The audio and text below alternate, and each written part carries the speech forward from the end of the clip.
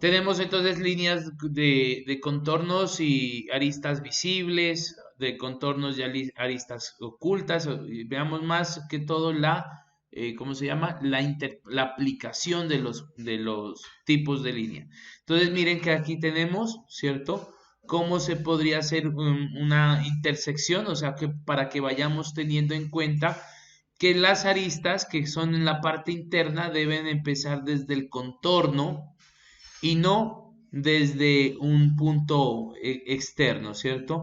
Y cada vez que se corten, siempre deben tener en este caso no deben dejar un espacio, sino que tienen que empezar es desde un punto, o sea, siempre tiene que haber un punto de corte. Aquí tenemos algunas de los tipos de líneas, tenemos las de contorno, ¿cierto? Que las líneas deben ser pueden ser paralelas. Tenemos las líneas internas, que son las líneas ocultas. Siempre una cara tiene que tener su respectiva proyección y entonces tenemos que identificar cuando hacemos la observación de una cara o de un objeto de la parte superior o de la parte frontal, pues estas líneas tienen que siempre proyectarse hacia abajo. Aquí tenemos otro tipo de vistas. Aquí es un ejemplo donde podemos identificar todos los diferentes tipos de líneas. Entonces tenemos las líneas gruesas, tenemos líneas delgadas, tenemos líneas de acotación en este caso, ¿cierto? Tenemos otras líneas punteadas aquí que me generan como aristas ocultas, ¿sí? Aquí tenemos líneas anchas. Bueno, aquí podemos observar cómo esto se llama un relleno de un material. O sea, esto es una vista de corte. Hagan de cuenta que tenemos un objeto que se lo ha partido en la mitad y cuando yo observo estas líneas que están aquí, ¿cierto? Esto va a ser como una especie de espesor, de sólido. Y todo lo que está por dentro en blanco, pues eso viene prácticamente, no tiene nada, o sea, sería una superficie hueca. Aquí tenemos líneas estrechas, ¿sí? Bueno, ahí podemos identificar cómo se hacen líneas de simetría, ejes, de posicionamiento, de movilidad, las que son a mano alzada, cómo se las puede trabajar en zigzag. Miren, aquí tenemos esa aplicación. Ya a ustedes les dije, listo chicos, me hacen el favor y me entregan un ejemplo de la aplicación de las líneas. Entonces aquí podemos indicar tipo A, tipo B, tipo 1. Sí, en fin. Entonces eso es con respecto como a la parte de las líneas que ya nosotros lo habíamos como observado en algún momento.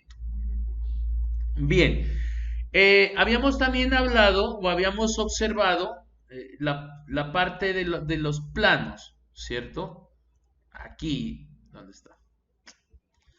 Representación de los planos.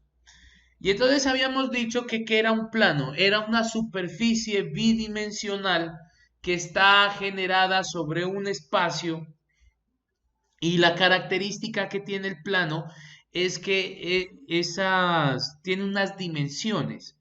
Y yo puedo trabajar diferentes tipos de plano. Los más comunes para representar objetos o dimensiones o que usted lo pueda imprimir es el plano A3 o A4.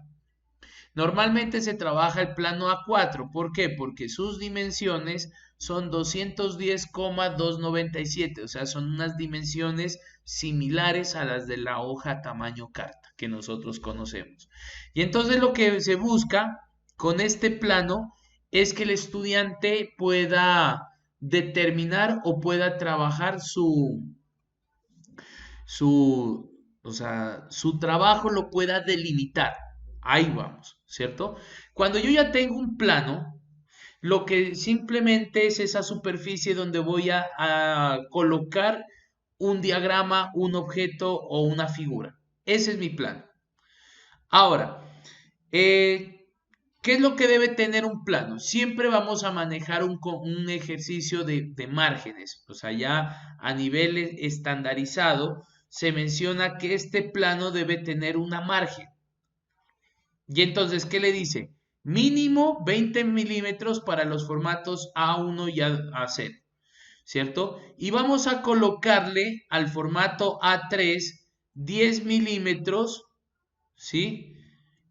Para, para poder reducir el margen, o sea, para que no quede tan amplio. Normalmente, ¿qué se coloca? Se pone 20 a un lado y 10, 10 y 10 al otro, para que quede, o sea, un plano estandarizado. Una vez que tenemos el plano, nosotros debemos hacer es un rotulado. ¿El rotulado en qué consiste? Es en colocar en la parte inferior, yo les había dicho, un cajetín o una zona donde va a ir la información del plano. ¿Qué me dicen que habíamos, cuáles eran o si se acuerdan, cuáles eran los aspectos importantes que debía colocarse en el rótulo? ¿Quién me dice? No todos para no poder, o sea, para poder avanzar, o si no me obligan a hacer un quiz. Profe, tenemos el nombre, título del trabajo, universidad, taller o si taller, la fecha, tenemos. Entonces tenemos la información principal, que es los nombres de los autores, ¿cierto?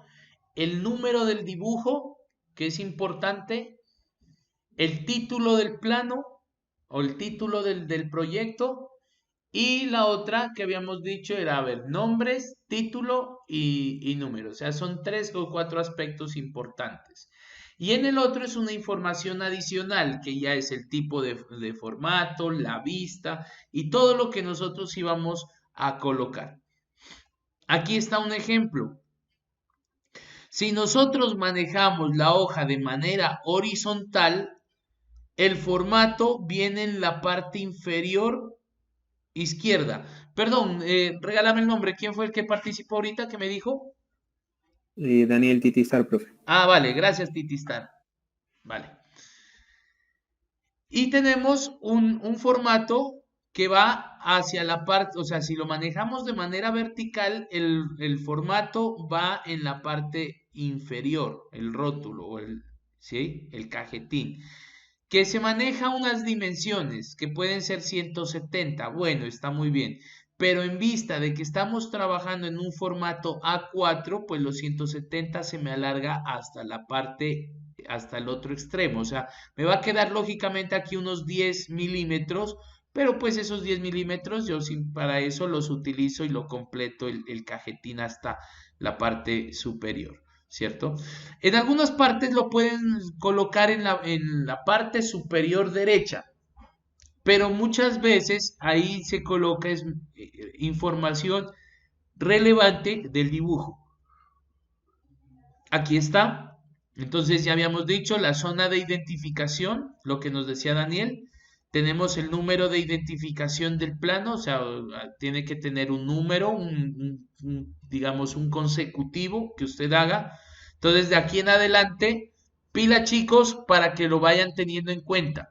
Los planos que vamos a ir trabajando van a ir en secuencial o van a ir en planchas. Entonces yo les voy a evaluar por numeración. Usted me va a decir, si lo quiere numerar de acuerdo al que usted, ¿qué se puede decir? A su, a su trabajo puede decirle a ver, EG1.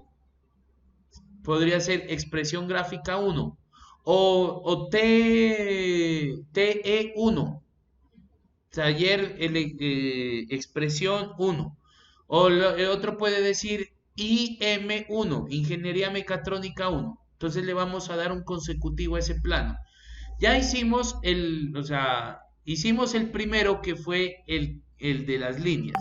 Ese ya digamos que es el primero. El que ya hagamos de aquí en adelante va a ser el segundo. Y así los vamos a hacer. O sea, la idea es tener la mayor cantidad de planos posibles, ¿cierto? Porque no, o sea, tenemos estas 3 horas en las cuales vamos a avanzar en teoría, pero también vamos a hacer práctica. O sea, no nos vamos a quedar solamente a ver qué me dijo el profe y voy a hacer, porque si lo hago así, pues estaríamos diciendo que tendríamos en el semestre casi 14 planos o 14 planchas.